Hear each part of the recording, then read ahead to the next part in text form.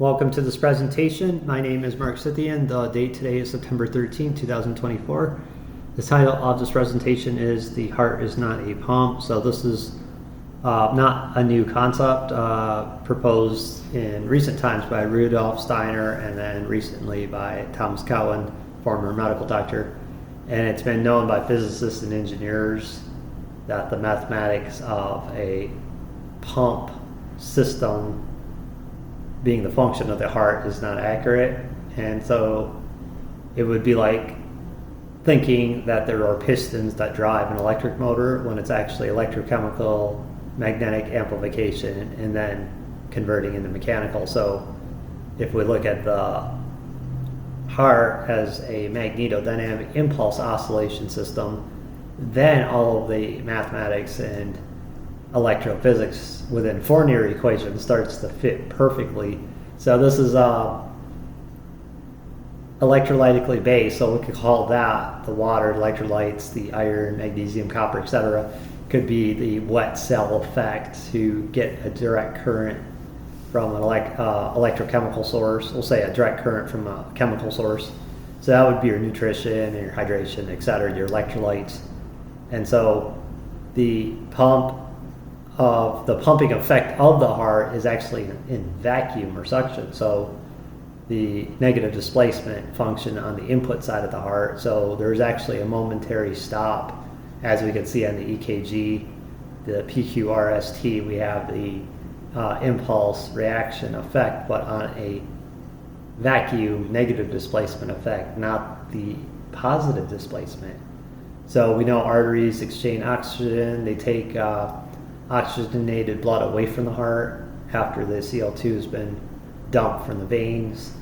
And so the arteries are going to be high velocity, low pressure, as they have much higher diameter, and they're responsible for fueling the high vascular systems of the human body. So you can see that the Reynolds number is turbulent on the arteries, and then the veins have the moderate diameter, and so they're going to be moderate velocity and pressure as transient Reynolds number. And of course they're going to pick up CO2 from cellular respiration and take it to the heart, actually the pulmonary vena cava, to then discharge that CO2 through the lungs and exhaling, and then revert to acquiring a fresh charge of oxygen, and then it goes to aortic or artery.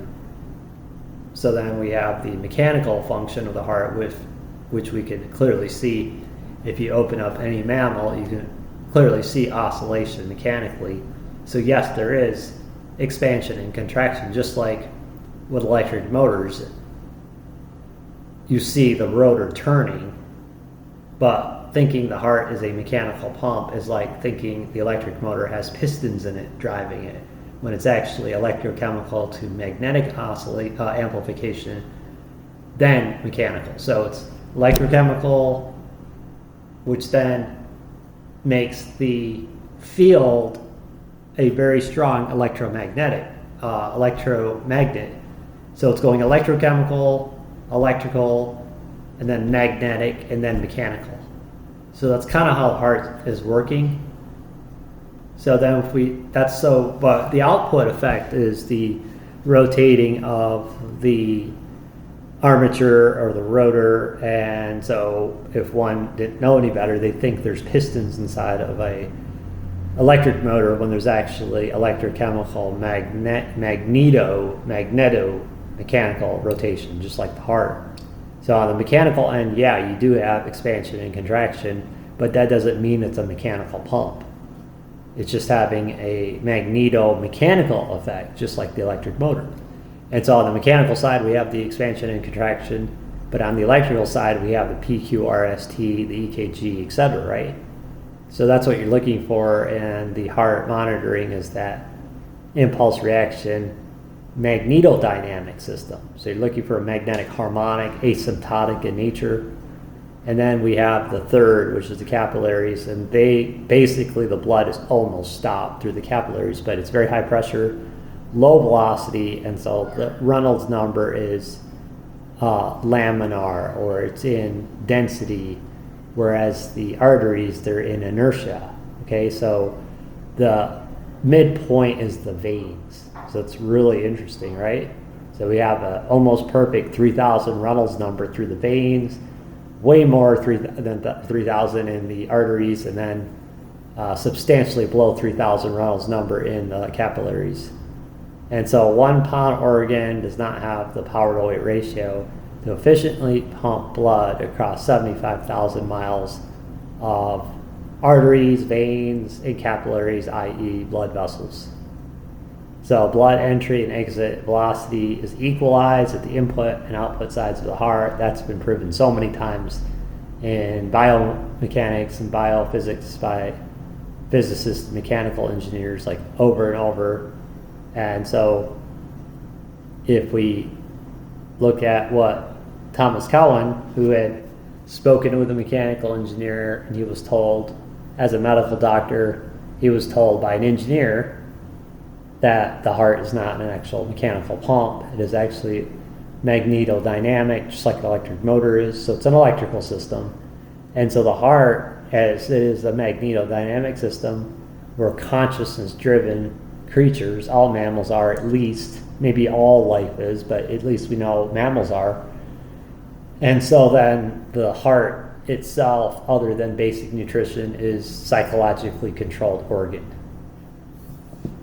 So if you took somebody with all sorts of symptoms of heart problems and you ignored the physical side and artery diameter and all that, and then next day they won the lottery and they didn't have any more stress, you'd start to see some really good vitals in the individual, even though they may have some physical issues. So clinicians are trained that all the tests are going to be biased, because then you're going to start nitpicking. And whenever a test is carried out, it has a legal and a business return on investment. So there are all these requirements, and doctors don't like what they see after a long time, because they're taught one thing, but then they see something else in reality. So then they go talk to engineers, and they say, what the heck is going on?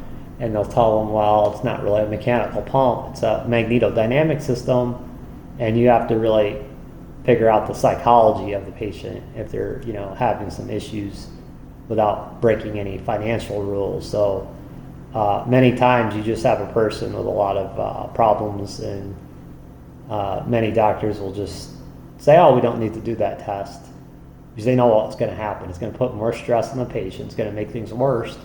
And they say, oh, you're absolutely doing well. Maybe you can go out for a drive and get away from your problems a little bit, but I don't see anything wrong with you. And then the patient's like, oh, that's great. At least I'm healthy. And then, something happens, like they get what they want, or they win the lottery, let's say.